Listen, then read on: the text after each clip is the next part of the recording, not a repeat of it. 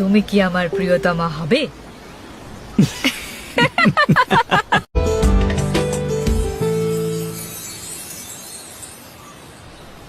এই জায়গাটা আমার খুব পছন্দের। সুন্দর জায়গাটা। যখন আমার খুব একা লাগে, খুব মন খারাপ হয়, তখন আমি এখানে একা একা বসে থাকি, কত কিছু ভাবি, কল্পনা করি। কি কল্পনা করো?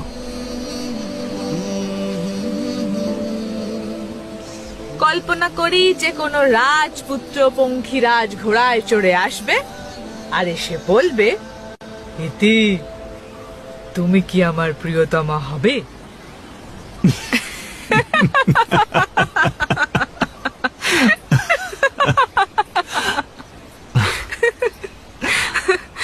না না, মজা করছিলাম। এমনি এমনি ভাবি যখন যা মনে আসে।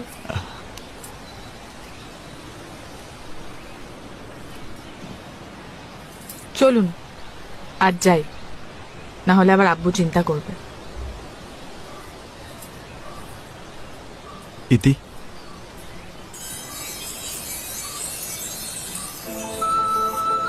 আমি কোনো রাজপুত্র নই।